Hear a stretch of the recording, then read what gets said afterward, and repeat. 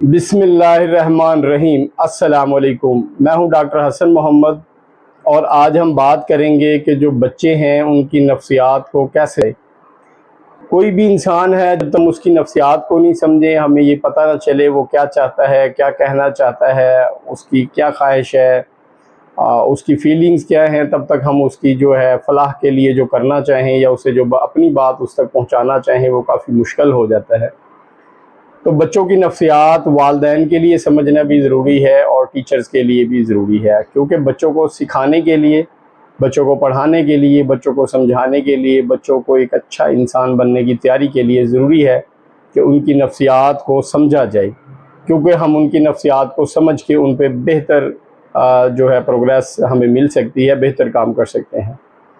अब बच्चों की नफ्सियात को समझा कैसे जाए।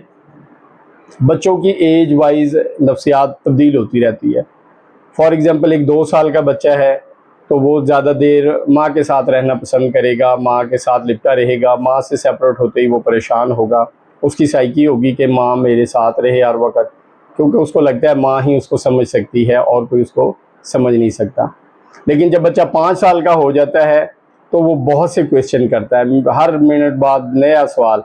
उस वक़्त उसके ज़हन में बहुत से सवालात तिलमिला रहे होते हैं और वो लम्हा ब लम्हा सवालों की बौछार किए जाता है।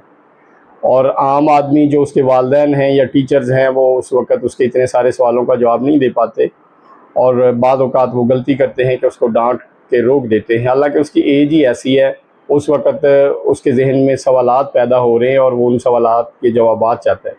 उसके बाद जब 10 साल की उम्र पे बच्चा पहुंचता है तो वो सेपरेट होकर बैठ जाता है और सोचना शुरू कर देता है, क्योंकि उसकी सोच विचार की जो उस टाइम की साइकी है वो बड़ी तेज़ हो जाती है और वो चीज़ों को ऑब्ज़र्व करता है, सीखना चाहता है। उसके जहन में बहुत सी चीज़ें जो हैं वो उथल पुथल हो रही होती हैं, उसको समझ नहीं आती किसको समझे किसको छोड़े। अब हमारे लिए ये मसला होता है, हम इस सोच को क्लियर करना चाह रहे होते हैं कि हम बच्चे को समझें तो हम उसको फिर बात अपनी समझाएं। अब बच्चे को समझेंगे कैसे? सबसे पहले तो बच्चा अगर कोई गलती करता है तो उसको डांटना नहीं है, उसको प्यार से टैकल करना है कि ये बेटा मुझे आपने ऐसे किया है, मुझे लग रहा है ऐसे करके देखते हैं, ठीक है। उसकी रहनुमाई करनी है, उसको डांट डपट के हमने प्रेशराइज नहीं करना, ठीक है जी। उसके बाद जब बच्चा बोलता है, बात कर रहा है, तो हमने क्या करना है, हमने खामोशी से उसकी बात सुननी है। एक बेस्ट लिसनर, चाहे वो एज ए टीचर है, चाहे एज ए पेरेंट्स है या एज ए फ्रेंड है, जो एक लिसनर है वो बच्चा उससे जो है ना खौफज़दा नहीं होता और उसे अपनी सारी बातें जो है ना बड़े आराम से शेयर करता है। उसके अलावा बच्चे के साथ अगर खेल सकते हैं, थोड़ा बहुत वक्त दे सकते हैं, प्लेइंग जो पीरियड होता है उसमें बच्चा जो है ना अपनी चीज़ें बड़ी ईजीली जो है ना आप तक पहुँचाएगा और वो चीज़ें बताना चाहेगा, वो शेयर करना चाहेगा और ये बड़ा अच्छा टाइम होगा कि आप बच्चे की चीज़ों को, बातों को समझें और उसके ज़ाविये पे, उसके नेचर पे, जो उसकी साइकी है उस पर जाके उसको गाइडलाइन दें। इसके अलावा जब बच्चे ज़िद करते हैं, उनमें चिड़चिड़ापन आता है, तो बेसिकली वो कुछ कहना चाह रहे होते हैं।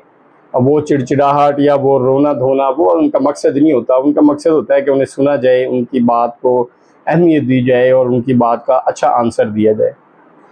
तो बच्चे के लिए ये बड़ा ज़रूरी है कि जब आपको लगे वो डिस्टर्ब है तो आप खामोशी से उसको थोड़ा टाइम दें और उसकी बात को समझने की कोशिश करें। इसके अलावा जब बच्चा कोई आपसे क्वेश्चन करे तो आप उसको बच्चे की एज के हिसाब से आंसर दें। फॉर एग्ज़ाम्पल, एक बच्चा है वो आपसे स्टोरी में कुछ पूछ रहा है जी, इस कहानी में क्या हुआ था, तो आप उस कहानी को ही पूरा करें, उसके लिए लंबा चौड़ा लेक्चर देने की ज़रूरत नहीं है, क्योंकि बच्चे का सवाल जहाँ से शुरू होता है आपका जवाब भी उससे मिलता जुलता होना चाहिए। बाज़ औक़ात हम जवाब अपनी एज के हिसाब से दे रहे होते हैं, जबकि बच्चा सवाल अपनी एज के हिसाब से पूछ रहा होता है। तो बच्चे की जो साइकी है उसको समझेंगे तो फिर क्या होगा कि हमें उसको समझाने में भी आसानी होगी। इसके अलावा जो बच्चे होते हैं वो ड्राइंग जब कर रहे हों तो उनके पास बैठे, उनकी ड्राइंग से आपको बहुत सी चीज़ें समझ आएंगी कि बच्चे की फीलिंग्स क्या हैं, बच्चा चाहता क्या है, बच्चे की ख्वाहिशात किधर है, बच्चे का ध्यान किधर है। इससे भी आपको उसकी नफ्सियात समझने का बहुत ज़्यादा मौका मिलेगा। इसके अलावा जब बच्चे आपस में खेल रहे हों तो आप खामोशी से उनका तजिया करें, देखें उस वक़्त भी वो अपनी बातें बड़ी खुल खिला के शेयर कर रहे होते हैं, जिससे उनकी नफ्सियात का पता चलता है।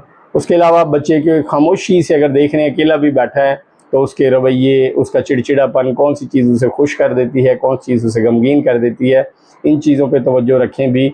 उससे भी आपको बच्चे की नफ्सियात के बारे में बहुत कुछ मालूम होगा।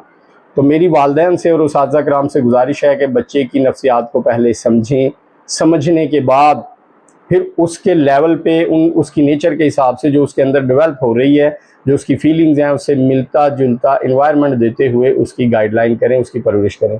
अगर आप बच्चे की नफ्सियात के अगेंस्ट अपनी नॉलेज को उस पर झाड़ रहे हैं तो आप उसको फ़ायदा नहीं दे रहे, उसको और ज़िद्दी और अड़ियल बना रहे हैं। बच्चा एक कोरा कागज़ होता है, उसके लिए माँ बाप को, उस्ताज़ा कराम को, मुआशरे को थोड़ा नरम रवैया रखना चाहिए और उसके लर्निंग टाइम में उसकी जो फीलिंग्स हैं उनका ख्याल रखते हुए। असल में ना बच्चा एक देखने में बच्चा होता है लेकिन वो रिस्पेक्ट आपसे बराबर की चाह रहा होता है। हमें लगता है ये बच्चा है जी, इसकी इंसल्ट कर देंगे, मजाक कर लेंगे, कोई बात नहीं, लेकिन वो बच्चा उन चीज़ों को बड़ा सीरियस लेता है और वो इन चीज़ों को बहुत ज़्यादा फील करता है। तो बच्चा भी कहते हैं, बच्चा होना भी कोई बच्चों का काम नहीं है। तो बच्चों के साथ बच्चा बन के उनकी फीलिंग्स को देखें, उनको जज करें, उनको समझें और फिर उनकी नफ्सियात के हिसाब से उनको गाइडलाइन दें। अगर आपको हमारी वीडियो से कोई फ़ायदा पहुंचता है तो हमारे चैनल को सब्सक्राइब करें, बाकी दोस्तों से भी शेयर करें और लाइक करें। इंशाल्लाह अगली वीडियो में मिलते हैं, तब तक के लिए अल्लाह हाफिज़।